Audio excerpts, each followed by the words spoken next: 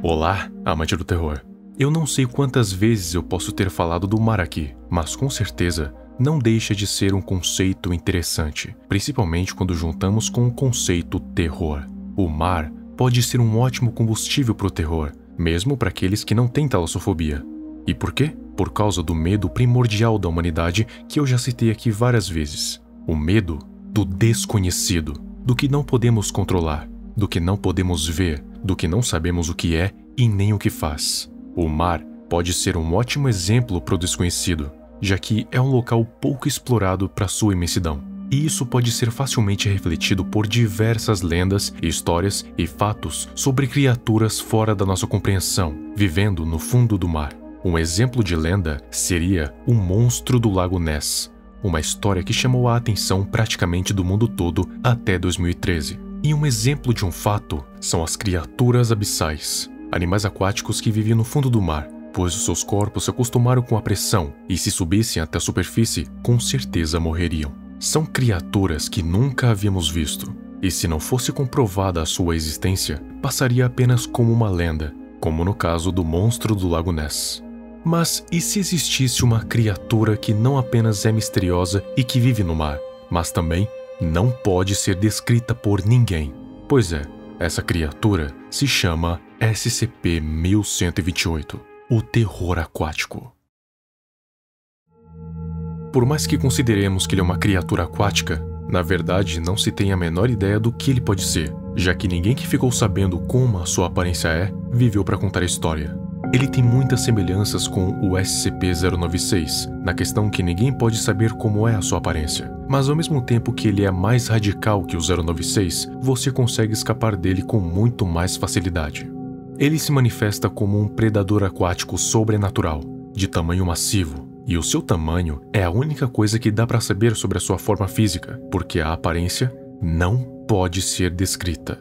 Qualquer um que tiver qualquer tipo de retrato da criatura, seja falado, escrito, em desenho, foto ou vídeo, vai ser infectado pelo SCP-1128. Essa infecção não é realmente como uma doença, mas se espalha como uma. A infecção funciona como uma marca. Se você sabe como é o SCP-1128, você está marcado e vai ser caçado por ele até a sua evitável morte. Na grande maioria dos casos, as pessoas agem normalmente perante a infecção. A única diferença é que ela vai ter completa aversão a ter o corpo imerso na água, seja em chuveiros ou até aula de natação. A aversão não é da água em si, ele ainda vai conseguir beber normalmente e até se molhar normalmente. O único problema é ter o corpo imerso na água, e isso é por um bom motivo.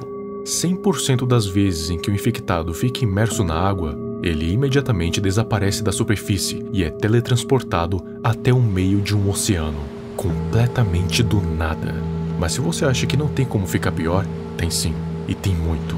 Pois alguns instantes depois que a vítima acorda no meio do oceano, uma criatura enorme começa a passar por debaixo dela. É algo maior que tudo que ela pôde presenciar na sua vida, e aquela coisa parece estar caçando.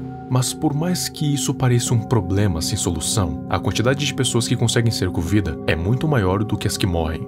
As que retornam voltam com uma crise de pânico incontrolável e, claro, desenvolvem um trauma intenso por água, mesmo que elas nunca mais sejam teletransportadas para aquele oceano. As que não voltam ou morreram afogadas ou então devoradas pela criatura, e quando alguém é devorado, a água em que ela sumiu fica poluída com o sangue e restos dela. Mas isso é raro de acontecer, já que a criatura, por ser gigante, prioriza coisas igualmente gigantes, como baleias. Igual aconteceu na entrevista com o Classe D. Inclusive, nessa entrevista, foi constado que dispositivos de comunicação a curta distância conseguem manter contato, mesmo estando aparentemente a quilômetros de distância. E também, a pessoa pode ser puxada do oceano de volta para a superfície onde estava, de alguma forma totalmente anômala. É como se quando ela tivesse entrado na água, tivesse aberto um portal invisível que pode ser passado para chegar naquele oceano. A infecção se baseia totalmente na memória que você tem da aparência do monstro. Por isso que as entrevistas com aqueles que foram infectados e se encontraram com o monstro têm chances de espalhar ainda mais essa infecção. Mas, para se curar dela, basta perder essa memória. A fundação cuida disso administrando amnésicos classe C, que são suficientes para fazer a pessoa perder a memória dos eventos mais recentes. Mas o que acontece com alguém que passa muitos dias com a infecção? Um teste assim foi feito com outro classe D que foi infectado e passou vários dias com ela e sem tomar nenhum amnésico. O que aconteceu foi que, com o passar dos dias, ele foi desenvolvendo uma hidrofobia extrema e conseguia ver a criatura em praticamente todo o corpo d'água, até mesmo naqueles que era impossível caber um corpo, tipo uma poça no chão, e isso foi piorando com o passar dos dias.